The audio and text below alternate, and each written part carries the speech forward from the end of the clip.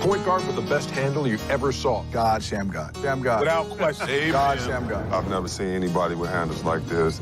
His impact on today, I think a lot of these kids owe him a couple of dinners.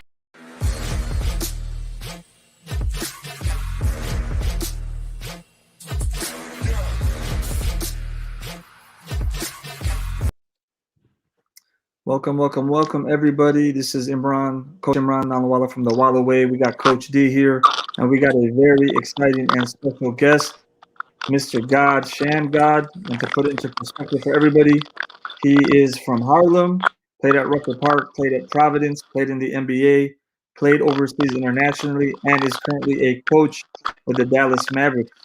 Shammgod, how you doing?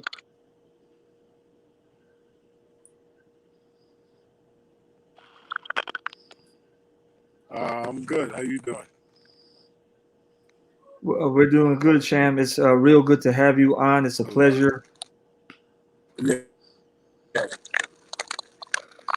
Pleasure to have you on, Sham. Yeah, and I mean, I appreciate being on. You know, Coach D is my guy.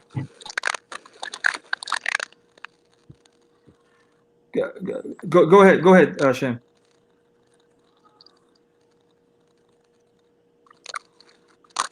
Oh, no, I was saying, you know, Coach D is my guy. You know, growing up, you know, he coached me in summer tournaments and things like that. So it's a pleasure being on and being recognized. Coach D, anything you want to say to introduce our guest? Oh, now I think we did we lose Coach D? So Sham, while we're waiting for Coach D to get back on, I'll ask you a couple questions. So you played with Ron Artest, I believe, in high school. You played in the McDonald's All-American game with Paul Pierce, with Vince Carter. I believe Kobe Bryant's father also asked you to work with Kobe on his dribbling. So you've been around a lot of really good hoopers, a lot of legends. Just kind of looking at those things in retrospect, what does that mean to you now that you're a coach, and to know that even as a young man you were working with some of the greatest?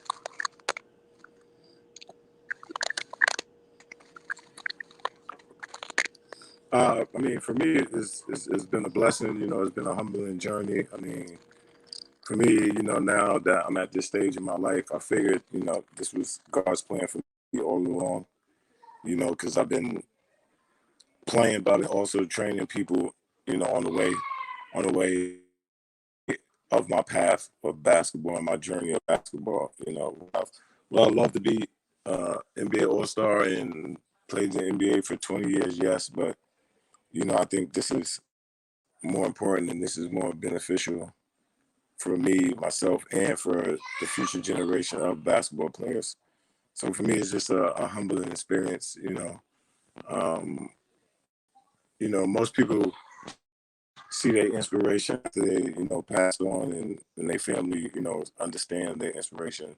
You know, I'm one of the few that get to live in my inspiration every day and see the people I inspire every day. You know, being a part of the Dallas Mavericks, seeing the legacy of, you know, the Shammgod move and what I have done over the years up until this point, you know, it's just a humbling and a surreal feel for me.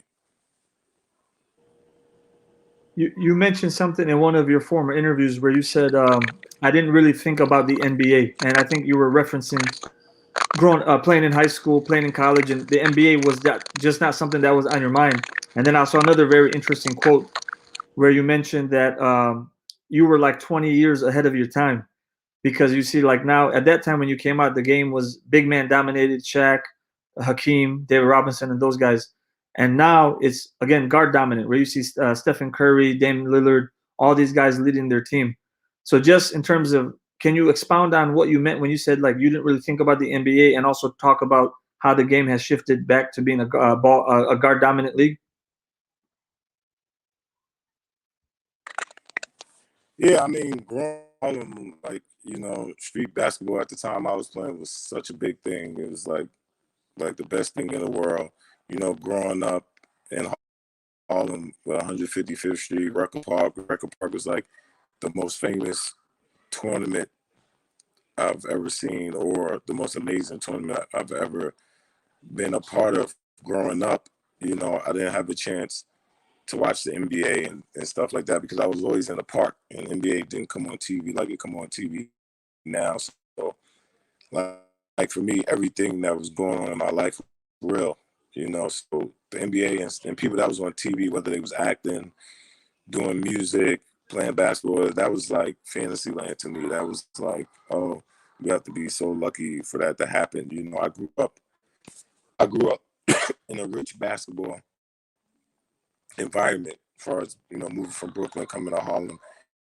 And I also grew up in a rich music environment, growing up with Cameron, Moon, Jim Jones, Mace, Big L, you know, things like that. So, you know, with us all growing up, those was like, I don't want to say hobbies, but basketball and music and stuff like that was just like something to keep us out of trouble. And, you know, those was like far-fetched dreams that one day we hope happen.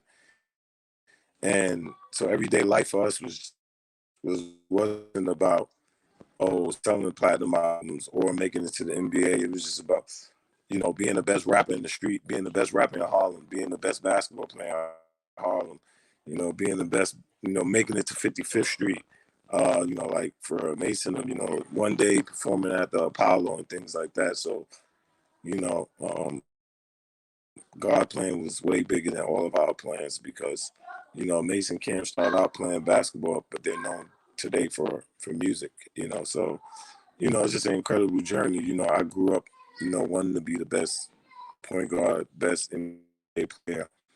And, you know, when I was coming up, you know, coming from Harlem, the point guard did everything. If you couldn't dribble, if you couldn't rebound, if you couldn't shoot, you couldn't really play basketball. So that's how I grew up in basketball.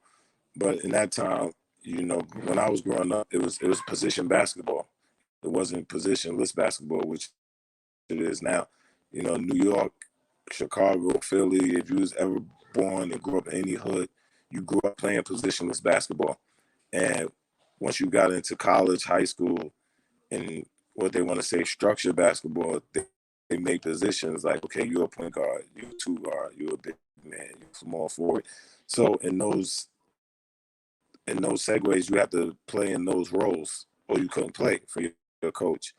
And you know, I was one of the few that could break the mold and still kind of play the same way I wanted to play, but not fully. And I guess 25 years later, 30 years later, I guess I was right because now if you look at the NBA has plays like any hood I ever grew up in, where it's just positionless basketball. It's not a center, it's not a forward. You know, you got centers bringing the ball up, you got point guards posting up.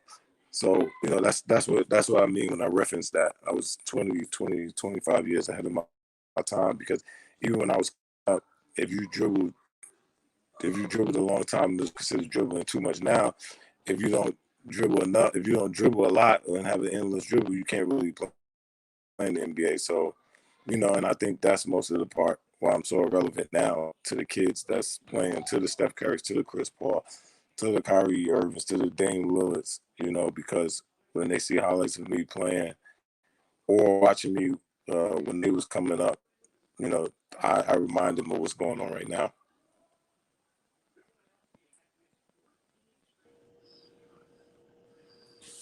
Coach D, I'm gonna let you get some questions in. I don't wanna take up all the questions, so go ahead.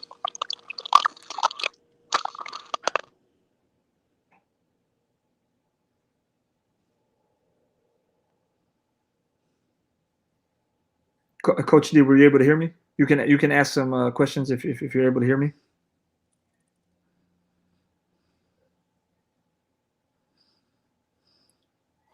Shammgod, are you still able to hear me? Yeah, I can hear you. Okay. So I don't, Coach, I don't think you can hear me, Coach D. Yeah. So Sham, let me ask you another question. So basically, you're talking about your upbringing, talking about playing in Harlem, positionless basketball, and one of the questions I actually had drafted up before I even asked you, and you kind of referenced it, is what I see is that with some of the throwback players, the guys who grew up in the 80s and 90s, especially the ones that came from the inner cities, they had some dog in them. So do you feel that your upbringing and background is what kind of put the dog in you in terms of when you're on the court attacking and playing a certain way? And do you feel that some players who don't grow up, like, Ron Artest always talks about his upbringing and the things that he went through. Mike Tyson talks about his upbringing and the things that he went through. And that makes me believe that those guys were dogs for a reason, and that's because of their upbringing. So would you agree with that?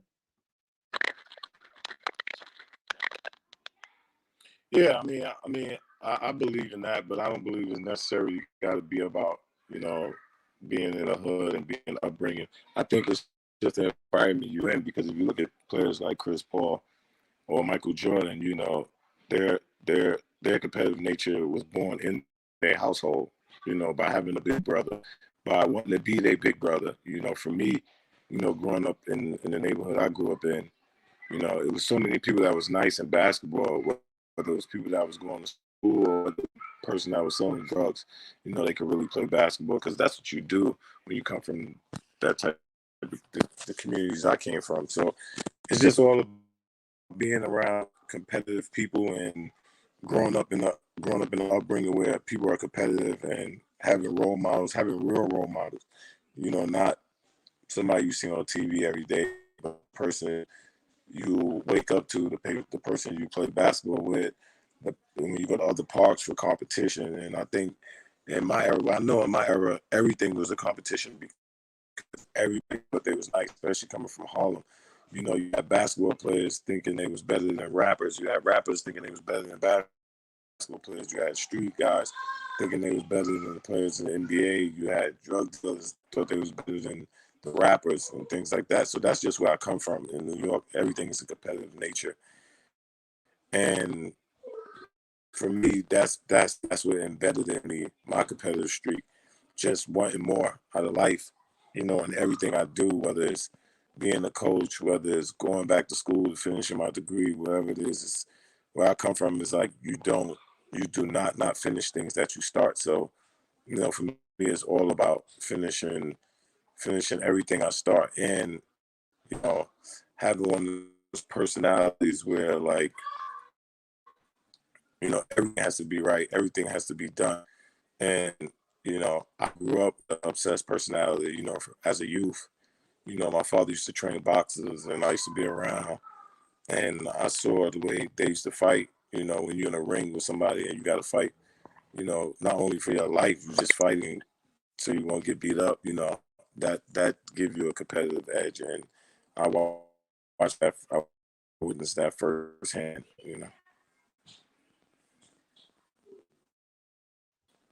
Coach D, can you hear me? Yeah, I can hear you. Okay, awesome. So get some questions in. I don't want to hog all the questions. And I think let me ask one more. Or Shammgod, let Coach D ask one. But I definitely want you to elaborate on going back to school, because that's another question I wanted to ask you after so many years of being out of college and then playing overseas, playing in the NBA, and then coming back. So I definitely want to know what that was like, going back to school, getting your degree. But Coach D, I'll let you ask one first. No, but I got to say my piece though, because Sham was our shining light. You understand what I'm saying? Sham, this is what I'm saying. That's why my influence is big. We looked up to Sham. Sham was the one who went to Providence. Sham was the one who was going to go drafted by the Knicks and all that other stuff. We wanted Sham to go. You understand? Because he had it. See what I'm saying? So we was going to use Sham. Sham, correct me if I'm wrong. We was going to use Sham's story to promote for our kids coming up, because he was that dude. You understand what I'm saying? He was on the straight and narrow. He was the one who was doing the right thing. He was the one with the name. Look at that name he got. The name he got to follow. You understand? People, when Sham came up with his name, nobody wanted to hear that. Sham, no disrespect. Sham, you know that, right? No disrespect, but what I'm saying is he was the one young who was trying to come up and do what he had to do. And he did it.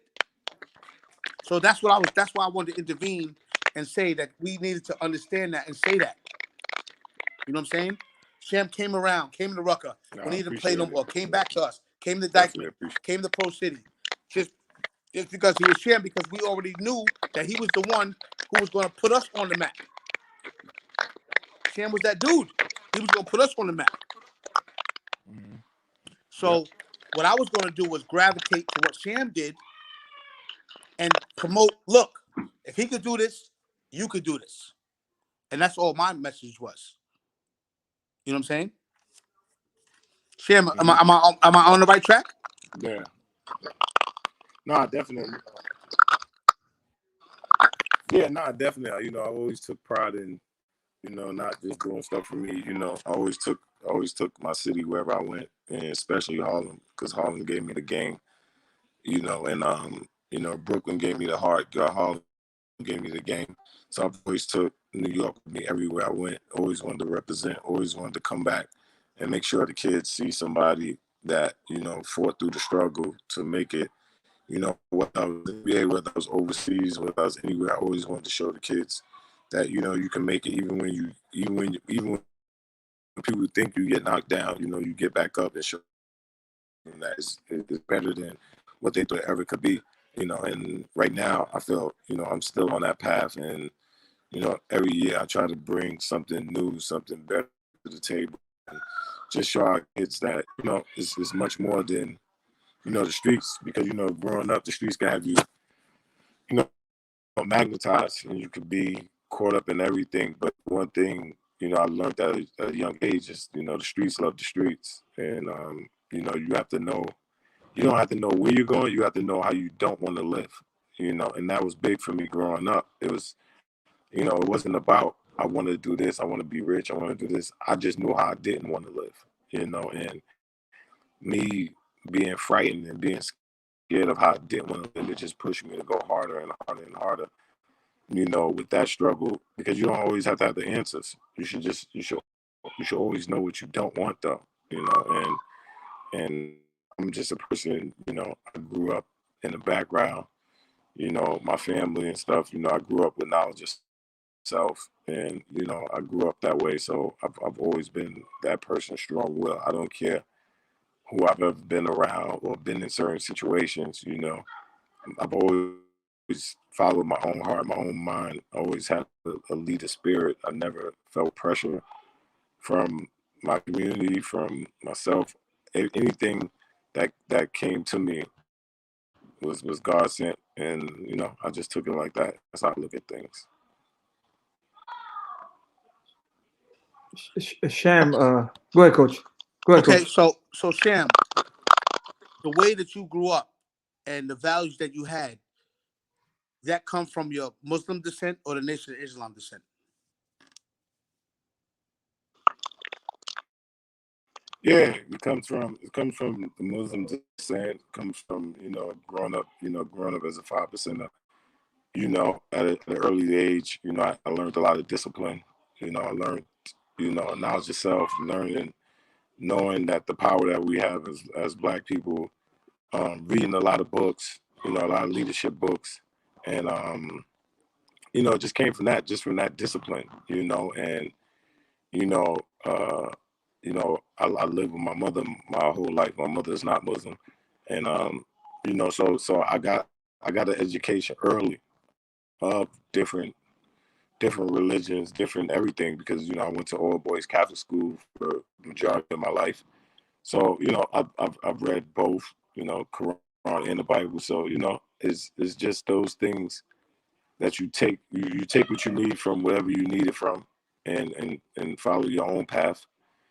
And, you know, I'm not one to be, you know, super religious, super this, but, you know, I know there's a higher spirit, and I honestly believe that, and my faith is stronger than my flesh and stronger than my being. And, you know, in and that learning all that stuff coming out at an early age, I've always promised myself I'll never let, you know, my talent outshine my truth.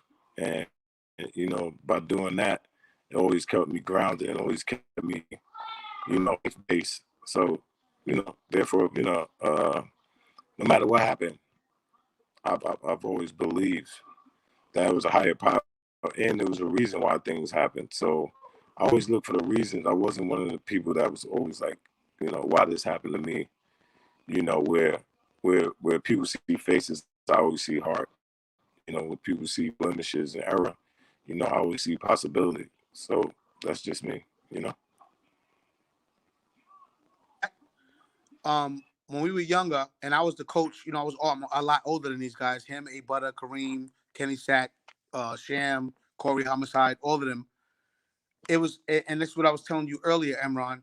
When it came to Sham, he was different.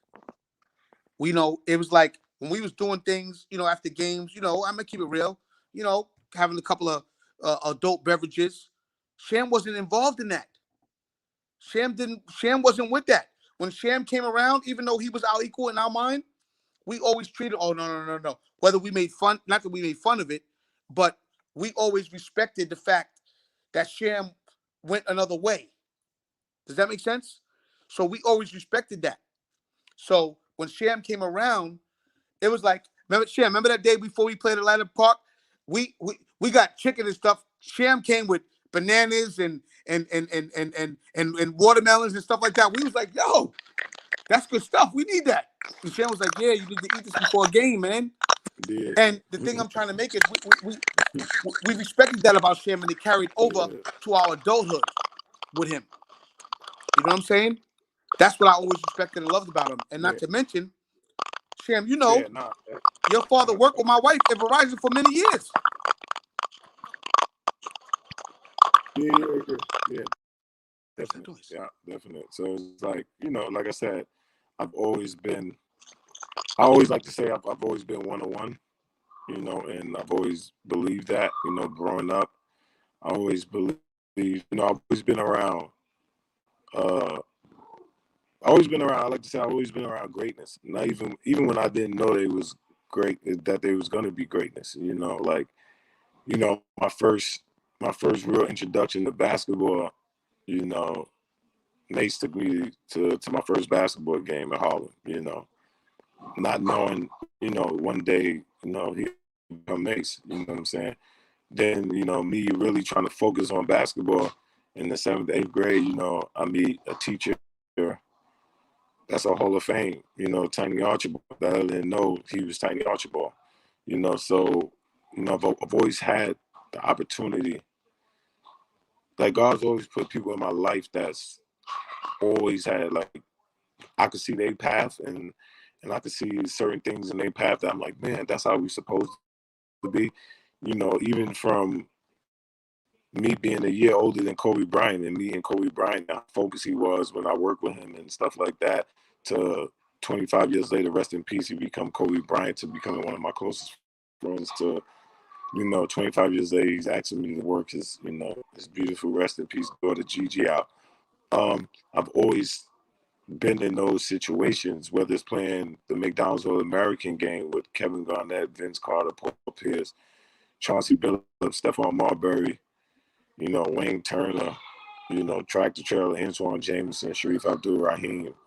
You know, that was probably even arguably the best McDonald's All-American class ever, you know, to growing up in an era playing with and being on every ballot with arguably the best point guard to ever come out of New York, Stephon Marbury. You know, I was blessed to be in those certain eras, you know, and you know, whether it's from Rafe Austin to A. Butter to Kareem Reed to Ali Mo, rest in peace.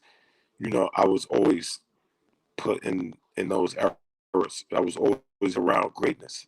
You know, whether we knew at the time or whether it became great or not in that moment, it was greatness. To, you know, right now being, you know, with Rock Nation, you know, with Jay-Z, you know, and you know, Juan Perez, and being with Dallas Mavericks, a great owner, Mark Cuban. I'm always seeking knowledge. I'm never coming in a room thinking I'm beneath or above anyone. I'm always coming in the room, whether it's my peers in basketball or my peers in business or trying to learn. I'm always coming learning, learning anything I could learn from people. And it just so happened, like I said, God has just put great people in my life, even people that don't even know their greatness. I see their greatness, whether it's from, watching Malloy Naismith, the future as a young kid, not knowing who he is and just saying, man, if it wasn't for this man, I wouldn't even want to play basketball. You know what I'm saying? And, it's not about how far he went or if I went farther than him in basketball.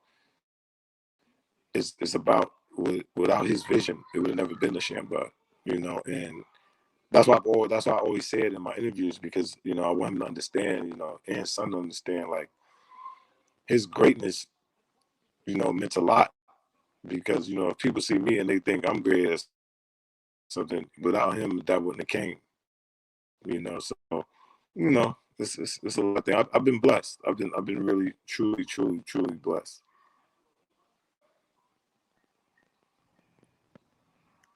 Sham, are you older than Sat?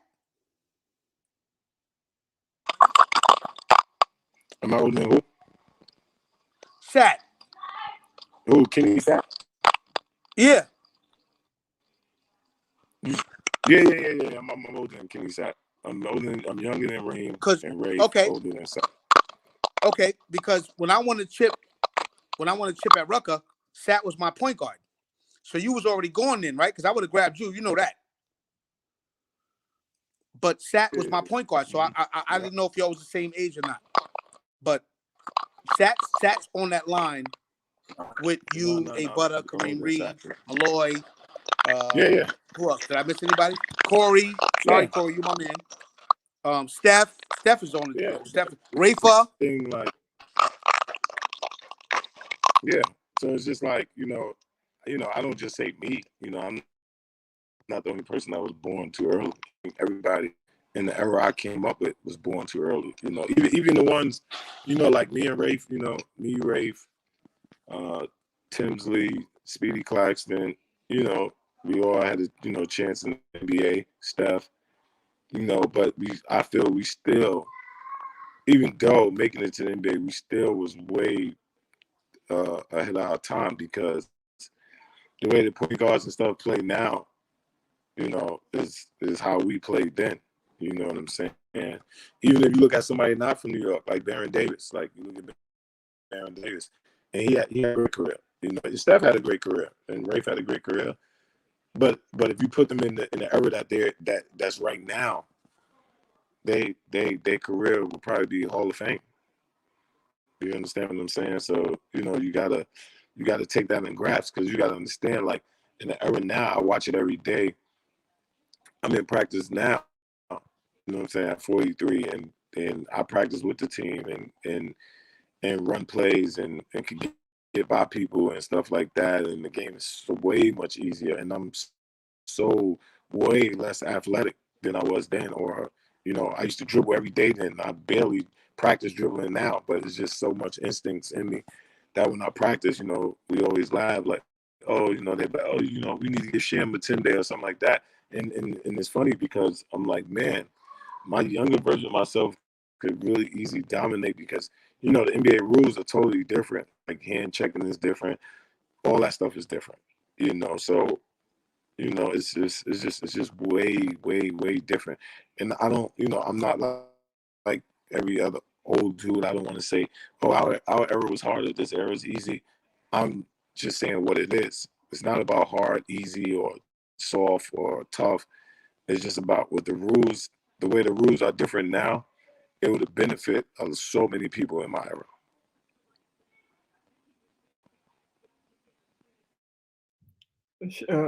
Go ahead, Coach. Go ahead. I'm glad you say that, Sham, because as you know, I went to the junior NBA and I direct all these camps for these NBA teams. But when I was in Memphis, Jaren Jackson Jr. was a rookie. And when I take players, I don't like to script what I want the players to do.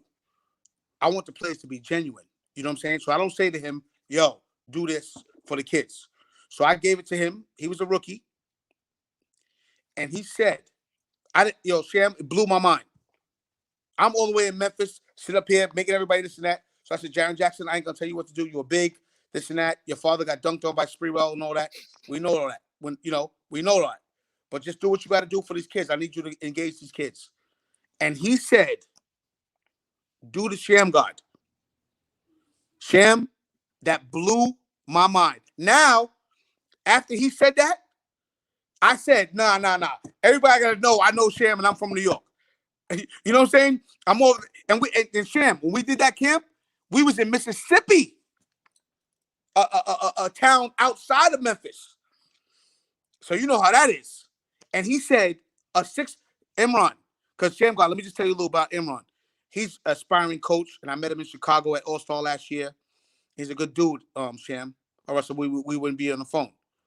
But when Jaren Jackson Jr.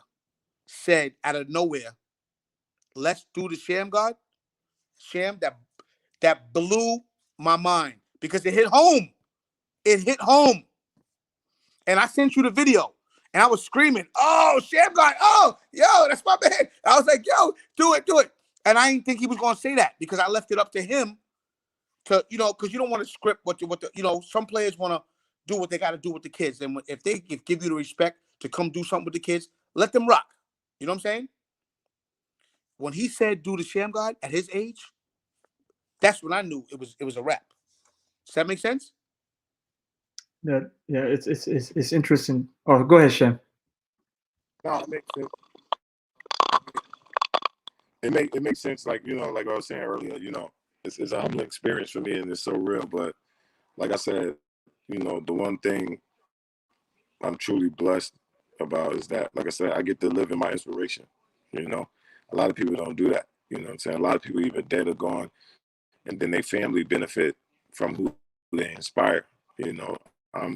I'm sitting right there, and I could be in the NBA coaching against OKC and Westbrook at the end after the game. They'd be like, "Oh, you did the move," and he's like, "Yeah, this is a Shammgod or whatever." And I'm sitting 20 feet away from where it's at. So, I got the benefit of that. So when I see it and I see the legacy and this is stuff, that's how I know it's all God sent, because this is stuff I didn't never even dreamed of. You understand what I'm saying?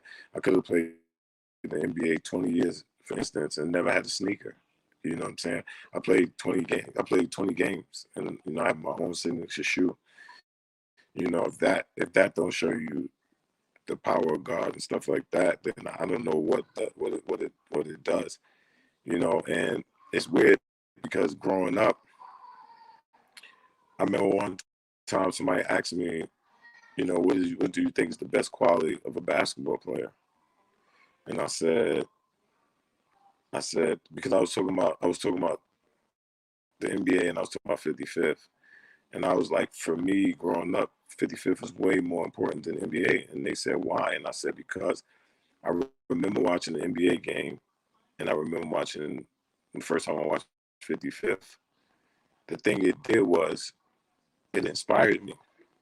You understand what I'm saying? So I think the biggest quality in any professional athlete or star or actor or anybody that's on television, I feel like, or just, a police officer, a lawyer, like a local hero, whatever, the person that inspires you is the person that's the biggest quality, and my whole life, it wasn't about being rich. It wasn't about being this or being that. I always wanted to inspire the next generation, and it's funny because, growing up, I played basketball, like Tupac was like my biggest hero, growing up. And I was deep into basketball. McDonald's wasn't Isaiah Thomas, it wasn't Magic Johnson, it wasn't nothing. Like, I was like Tupac out, like loved Tupac. And I should read all his books. And I think it's because of who he was, and then because we had kind of similar backgrounds, so as far as, going to the mosque, going over here, going to the rallies on the Sundays, reading all kind of the same books growing up. Him being like the head of the dark skin movement when it came to ladies and things like that. Like, so it's like all that stuff embodied everything that I wanted to embody growing up. I just played basketball and, he rapped. So, and I remember one time he was saying, like, if I'm not the best rapper in the world, I know I'm going to spark the brain of the best rapper in the world. And I've always said, like, if I'm not the best dribbler in the world, I know I'm going to spark the brain of the best dribbler in the world. And I can honestly say, when it's all said and done, how many people could ever say they left something better than they found it, And I know when I'm dead and gone, Shammgod still going to be going, and that means I left a part of basketball better than how I found it, And that'll be my legacy. Shammgod, real quick, I know you mentioned the Tupac. So, are you familiar at all with Napoleon from the Outlaws? What'd you say? Are you at all familiar with Napoleon from the Outlaws? He used to be part of his Tupac's group. Yeah, the whole crew, the Outlaws. How big they would have been if Pac was, still be alive and things like that. Like, yeah, like Napoleon, all of them. I liked the whole crew. Like, it wasn't nothing Pac was a part of I didn't really like growing up. I'm gonna send you, since we're close by. I'm gonna send you. So Napoleon, a good friend of mine, Suleiman, he wrote his biography for him. It's called Life of an Outlaw. So it's a pretty good biography. It's been like highly touted and praised. It's been inducted into the Hip Hop Hall of Fame. So I'm gonna get you that as a gift, because it's, there's a lot of segments that talk about Tupac and the whole, New York vibe. So I think you will enjoy it. I appreciate it, man. Yeah, definitely send me that. I appreciate it. For real. Serious. When Sham say, Imran, just so you know, when Sham say 55th, he's talking about Rucker Park, because Rucker Park is on 155th Street. I don't know if you know that. So that's just our little, New York way of talking. You know what I'm saying? Sham could be downtown playing at West Fork. I'll be driving by, be like, yo, Sham, I got a game at 55th. Come on. And then, he finished that, get some money over there, and then come to us. So I just want to let you know that New York lingo, that's what he means when he says 55th. You know what I'm saying?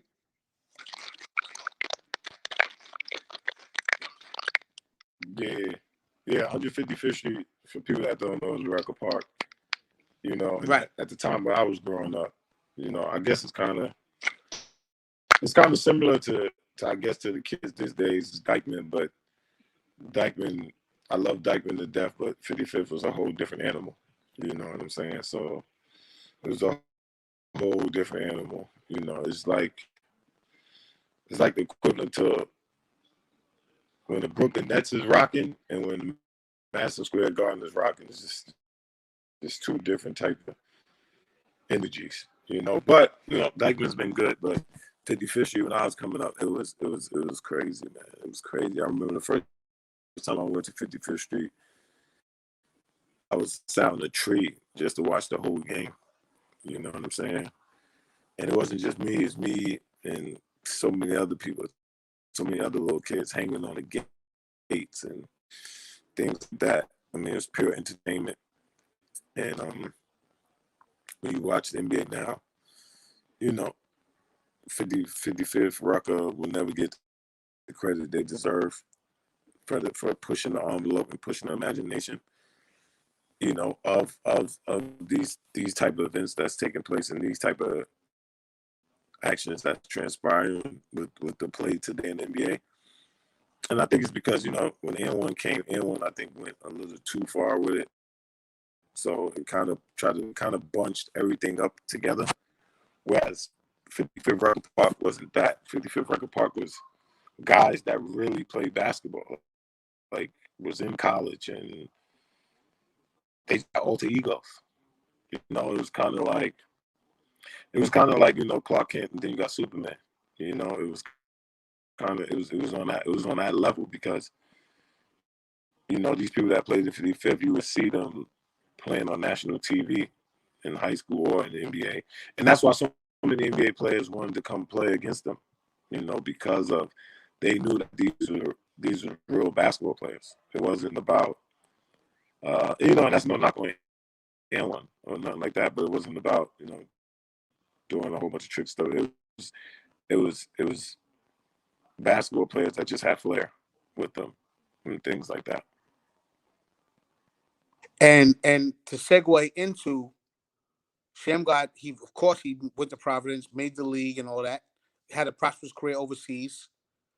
But Imran, and you're a historian, if you would look up the people who got sneaker deals, that's not a mega star or a superstar in the NBA. Sham got that right now. The From Pumas. playing, don't get me wrong. Wait. I don't want to discredit him. He played in the NBA. He played in college, and he's a street ball legend, and has a sneaker deal. It's the Pumas, right? Yes, Imran. It's unheard of. So for that note alone, you give Sham his props. You got to. Sham's got my props. Sham's got my props. You know what I'm saying? Sham, I have to ask you, man. I've been trying to ask this question about I got it. Go ahead, Sham. No, I was saying, we have, I have a sneaker, I got another sneaker that drops in June, and a special line, varsity jacket line, a major company in Puma. My relationship with them is amazing. They believe in the same thing I believe in when it comes to the community, and they believe in me just like I believe in them, that company. So we on the rise and we're making waves, and we making a comeback, because if you think about it, all the people that stars back in the days, they started with Puma. You know what I'm saying? With the great Claude Drex, Claude the Glot. So this with it's just great pleasure to be a part of that type of company. And if you look, it's funny because if you look back then, Walt Frazier was the epitome of street and NBA. Walt Frazier used to come with the Rolls Royce. He used to pull up, so he brought the street into basketball. So all these years later, I like to think, I'm the same way. I bridge the gap between the street and, I have respect for the street and professional athletes, rappers, different genres. So, I like to believe I'm that gap right now, and it's an amazing feeling. I think that's why we wanted to go with the title, A Story of Honor and Influence, because of the way you've been able to bridge those two different cultures, and obviously your legacy that you've left, not only in Harlem and on streetball, but now, and it's part of my next question. So I have two questions, and I promise I won't ask any more questions. Coach D can ask whatever question he wants, but one question I really want to get out there is, you went back to college. Most people don't do that. Most people wouldn't go back to college after such a big gap. But more important than that is, what did you learn from traveling overseas? You seem like someone who's very well read. You like history. You like studying. Coach D has told me a lot about your history and your background. So what were some of the things you were able to learn from the individuals and cultures you interacted with overseas? And then the last question I have after that is talking about, bridging the gap. Now you get to work with a dog like Luca. So talk to me about now how you've taken your basketball mind and you impart that on the guys you're working with now.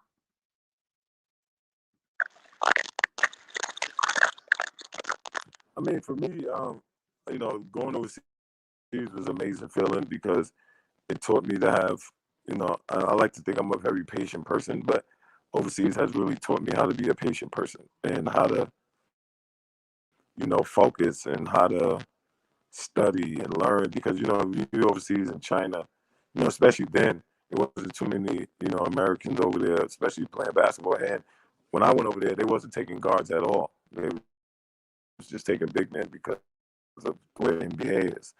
And when I went over there, I led the league in scoring, assists, steals. So I kind of broke the mold for that because even when I went over there, everybody's like, it's not going to be good because they don't, they really don't like guards and stuff like that. And, when I went over there, I got best import and since then, if you look at the wave of stuff that's going on, since then, that's all they take now is guards in China and stuff like that.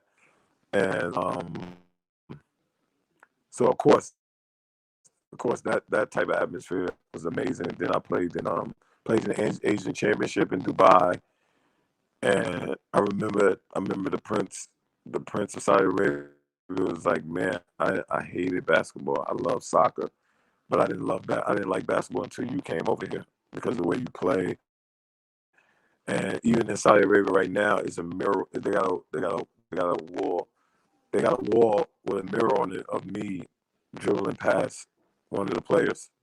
So I take pride in even when I was overseas in China, I used to wake up every morning and work out. I used to bring like the younger players to work out to the point where they had me start training. That's when coaching first started coming in my mind because what happened was they was playing in the Olympics against the NBA and they wanted me to train the guards because the guards couldn't really dribble.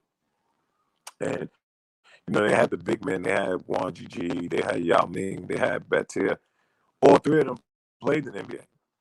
But every time they would play in the Olympics, they would get dominated because the guards couldn't really dribble, and the guards never. So they asked me to do that. I started learning Chinese so I can understand it. Then when I went to, in the summers, I would go to Dubai, Saudi Arabia, just to play in like 2-week tournaments, 3-week tournaments. And then when I was over there, I got best import, I got MVP. So then that was another amazing feeling because then I got to meet the Prince and the royal family, and then I became close with them, and I'm still close with them now. So that was another bridge the gap moment for me, and it was it's like I said, I've been blessed to be put in situations where I hate to say it, but it's like I was the first. Like people talk about stuff now, so it's funny when I hear people talk about stuff, even when they talk about New York City or different things, and like and they have my name like looming around or like floating around, and I'm saying to myself, I'll be like, people don't understand. Out of all the guards that came behind me or of my time, I probably worked with every guard that came out of New York at some point. You know what I'm saying? I've whether it was Sebastian Telfair, whether it was Bone Collector, whether it was Talik Brown, whether it was Dre Barrett when he was younger, you name them, and even when they was coming up, I've been around them where they like, oh, man, I wanted to play like you or something because of my flair, so it was cool. It was, even though at that time Steph was the #1 point guard, because of the way I played, it resonated with guards more because I could dribble, because I had the, fancy handles, stuff like that, and Steph was amazing, you know what I'm saying? So, even to the point, when I used to go to Coney Island in Brooklyn and I used to show Steph dribbling and stuff, so far as if you just took straight impact and influence, like, it goes without question, even to the point where when Steph went to China, I was the first person to tell him about to go to China, because I was already over there, and so it makes it easier for me when I'm with the Mavs, and now we have, Luka Doncic, and how wonderful he's been overseas, and how wonderful he is now in the NBA, and when I be around these players, the good thing that works for me is, as much as a fan of theirs I am, they are the same with me. So then it's easy to talk to them. You know what I'm saying? Because they're they're fans of mine too. So that's kind of the advantage I have, by doing player development and different things, because they look at me as the way I look at them. So that's always worked in my benefit. And even my peers, whether I was in the McDonald's All-American game, and you see things on YouTube and stuff like that, where I was a rookie. I wasn't playing no minutes, and then when we played the Lakers and I got in the game to where Shaq came on the court like, oh man, I know all about you. I know you got these. I know you got them bars and stuff like that. To me getting drafted to the Wizards and Chris Webber asking me to show him dribble moves and stuff like that. So, you know, like I said, it's been an amazing journey, and it's far from over. You know, we got a lot more to go. You know, God willing. You know, inshallah for people that, you know, is Muslim. You know, so you know we have a lot to go, and you know, like I said, when people see me, I want them to see, you know, the person God made. You know, so you know, I always try to make sure I'm focused and doing the right thing, because I know if I can open the door a little bit more, it's going to be a lot of people coming from where I come from, walking through the doors, and that's my journey now. My journey now is just to keep opening the doors, like people open the doors for me. And my I got two questions for you, Sham, that I never ever asked you in all the years I know you. Coming up with your name, God Shammgod, did you feel pressure with the word God Shammgod in your name, where you had to, you know, I'm sure you heard this before from somebody, but I never got to ask you that because we always, yo, Shammgod, I need a game. I need you to win the game. I don't care about your name. I need you to win. So I never really got to ask you that. Did you feel pressure with your name being God Shammgod, where you, oh my God, because of your name, that you had to produce on a higher level because of your name? And the second question is, did you have part in designing your shoe?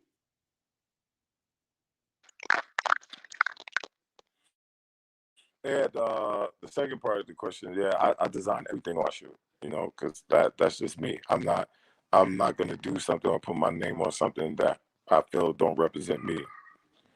That don't represent me to the fullest. So you know, the shoe is just a journey of my life, you know, from LaSalle Academy to, you know, growing up in Harlem and Brooklyn, you know, the concrete jungle, you know, with the concrete on the side of it.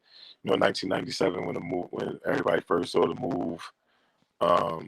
You know, it's just a journey, even to the color of the shoe. It's from, you know, the color of my jersey at LaSalle Academy. And then when you look inside the shoe, it's a tutorial of how to do the move. And then you look on the tongue, it say GS for God Shammgod.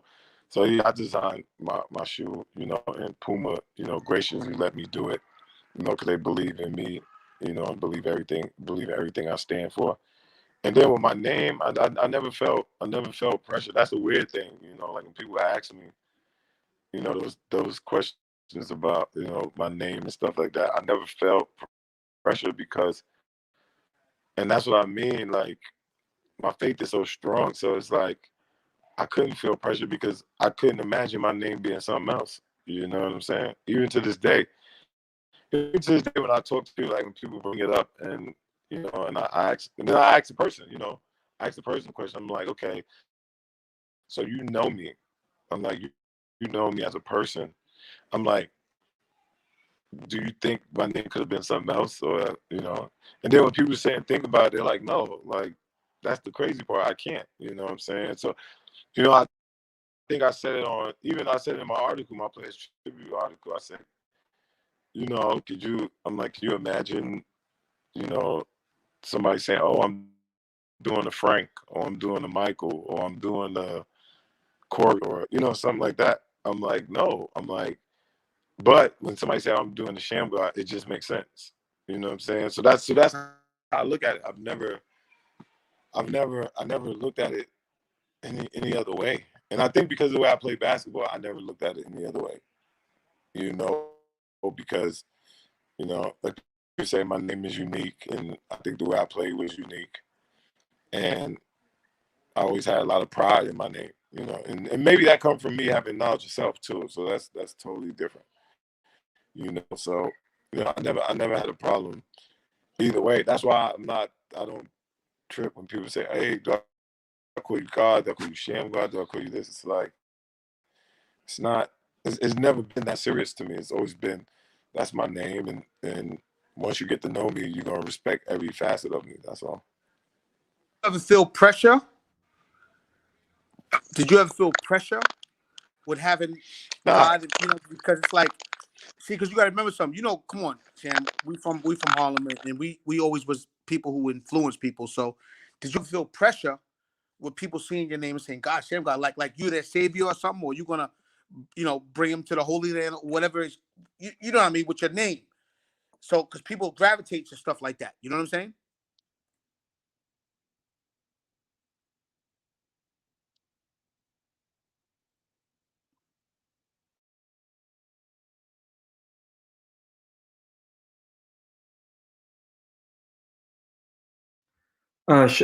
Sham, your mic isn't connected. It says you have to. Can you unmute yourself one more time? See if it works. Can you unmute yourself? 1 second, Coach D. That was a good question. Okay, now it should work. Try now, Sham. I think you're on now.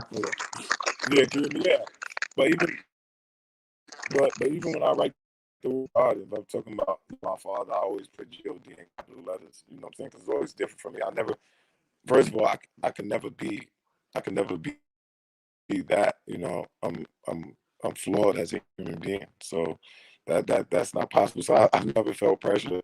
I laugh when people try to make it seem like it's pressure, but I know I live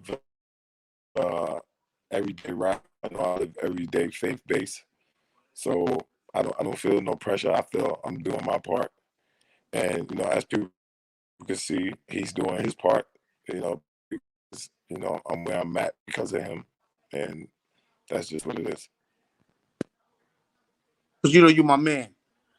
I'm only saying that, Sham, because you're my man. And when I sent out the flyer earlier, a friend of mine texted me and was like, God, Shammgod, is he righteous? And I gotta be right exact what I'm saying. I said, you mother effing right that he's righteous. You crazy? Don't question me on that. Because and then she said, nah, because he got God in front of his name. Like, what's all that about? I was like, because that's my man. You know what I'm saying? I ain't asked no questions, but now I know. So if she's watching now she know. You know what I'm saying? Yeah, definitely righteous. You know what I'm saying? I can't be a king without being righteous. And I'm definitely in the humblest way of saying it. I'm definitely a king. So I'm definitely righteous. You know what I'm saying? And I'm faith based, and and with him I know everything is possible. Not anything. I know everything is possible. So therefore, that's how I focus on my life. And I go through life not trying to be perfect, just trying to learn and trying to grow and keep growing and just be the best version of myself, and be who he want me to be, not who I want to be. And it's been working so far. So I feel I'll just keep going that way. You know what I'm saying? I don't live. I don't live in the flesh. You know what I'm saying? I live for a higher purpose. I live for to represent the kids where I come from, to represent my family, to represent the youth, to let them see that you don't have to be perfect for everything to go right. You just have to have faith and just follow the path he put you on, and just let everything take care of itself. And I gotta tell you, Sham, I got a good teacher right here in Imran. He's being humble right now, but I known him for a year, and I've been picking his brain like it ain't no tomorrow, Sham.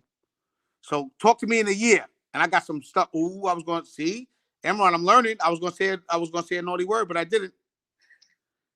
But Sham, talk to me in a year, and I got some stuff for you because I'm learning from Imran, man, and he's a good dude, and he's been teaching me the ropes. You know what I'm saying? Nah, I appreciate. Like I said, I appreciate y'all brothers, and I appreciate y'all for having me on. Hopefully, there'll be more stuff to come, but, like I said, man, 2021, 22 is a lot of stuff coming. Everybody live out there, take this COVID thing serious, and everybody do their part. So we could get things going, because it ain't gonna never get back to normal, but that don't mean it can't be better. You know what I'm saying? Absolutely. So let's focus on that part. Okay. And Sham, because he's in Dallas and you're in Dallas, would you mind if I link y'all too? Because I want y'all to connect, because he's a positive brother, Sham. I want y'all to connect. Yeah, for sure. Yeah, for sure. I'm here. You know what I'm saying? I'm here. I'm gonna be here. So, so just definitely you can link us, and when hopefully when things open back up outside, we can get together and break bread. Okay, that's what's up. I like that. Inshallah. Okay. Last question, Sham. For the local youth that are here in the Dallas area that love the game of basketball, are there any opportunities for them to do anything with the Mavericks? Are there any training camps or any fun type of camps that the Mavericks run for the youth around the DFW area? Yeah, they do. They do a lot of camps. We gotta see what's gonna happen. With the rest of the world for this summer. But I'm gonna be doing a lot of Puma camps coming up. You can look on my IG, God Shammgod 12. So it's gonna be a lot of stuff I'm doing. A lot of stuff I'm talking with Puma about to bring to the DFW. Because I do a lot of stuff now. With certain group of kids in Dallas and training and different things. So just be on the lookout and just know I'm here to help. If you ever see me somewhere, speak up. Don't ever feel like you can't speak to me. I'm a normal guy, and I just like to help and do my part when it comes to this thing called life. That's all. Well, Sham, on behalf of Coach, you have another question? Because I think it's No, been I'm good because he been on here long enough, man. I'm good, man. Sham did his thing. I'm good. Yeah. So thank you, Shammgod. It was a pleasure. I really, really mean that. And I'm from Chicago myself, so I'm into the, we have some love for the New Yorkers. Is the best way I can put it. But thank you for all that you've done to the game and everything that I was gonna move to Chicago. When was that? I was gonna move to Chicago. I was gonna move to Chicago. I was gonna go to King High School. Oh, so this is okay. When you back when you were. Yeah, I played in the tournament when I was in the 10th grade. We played against King High School. That's when King was the number one high school in the country. They had Big Rashard Griffin and Thomas Hamilton.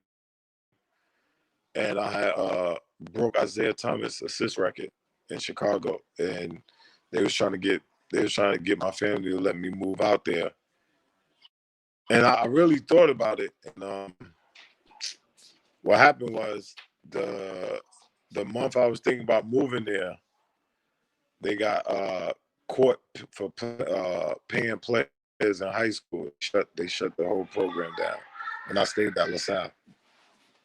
This is a true story. Like Paul McPherson, and I got a lot of family and a lot of friends that I consider family from Chicago. Sham, is that the school? Sham, is that the school KG went to? Nah, KG went to Farragut. He went there with Ronnie Fields. Oh, okay. King was like the best school before Farragut and before Simon, before the school Derrick Rose and all them went to. Yeah, before Okafor and all of them. It was that's King a bomb High School was the best high school in Chicago. Yeah. Mm-hmm. It was nice. We want to get Ronnie on the program. That's someone that I wanted to get on the program. KG's old teammate, because I was telling you about him, Coach Dee. He had I think a car accident. Say again? Yeah, Ronnie Fields is my guy. Ronnie Fields is my guy. Him and Sham, he asked about me the other day, and I drew a blank. I didn't know who he was talking about. Well, why the hell? Nah, Ronnie Fields is like supposed to be like the next. Ronnie Fields is like the next Jordan, the next Derrick Rose, before Derrick Rose. Really? He was that nice? Ronnie Fields is the only person. Yeah, Ronnie Fields is the only person that could have gave Vince Carter a challenge in the dunk contest growing up. Sham, for real? Yeah, some people thought he was a better dunker than Vince. Like Ronnie was nice. Ronnie jumped out the gym. Wow. Oof. You got to look at his numbers. He broke his neck. He broke his neck and still played like CBA average like 25. Big guard. Oh, for real? Gym. He probably had the best windmill I ever seen. He probably had the best windmill dunk I ever seen in high school in my life. Like that's some cool events. His windmill was the best windmill I ever seen in my life to this day. Yo, Yeah, Imran, he was I that. promise you, I'm Like gonna I look some said, things he up after was. we get off the phone. He's got a good redemption Nah, he story was in terms nice. of He was nice. from the time he broke his neck and Oh then yeah, he's rehabbing it. doing a lot of stuff. He's doing a lot of stuff. He's doing a lot of stuff for kids now. Coaching and Oh, I stuff. didn't know that. All right, Imran. Imran, Yeah, that's my you guy. got your stuff. You got me on that one, Imran. Yeah, I give you that. he definitely. But Sham, Imran's an Nah, aspiring he's coach definitely a now. legend. He's definitely for real. Sham, Imran's an aspiring coach now. He's calling me for some pointers. You know, he has a good passion for the game. By the way, I gotta keep it real, Sham. He's a Spurs fan to heart, which I'm all right with because they do that motion offense. I'm cool with that. But I'm trying to help Imran out as much as I can as far as getting into the coaching realms because he got the right idea on what he wants to do with these kids, and I'm all for that. So if I can link you two because you're both in Dallas, that means the world to me. You know what I'm saying? Yeah, I'm here for it. I'm here for it. All right. All right, cool. Thank you, Sham. Thank you, Shammgod. Thank you, All Coach right. D. All right. We're gonna give you guys a good night, Shammgod. Assalamu alaikum, my brother. Take care. Make All it right. salam, brother. All right. All right.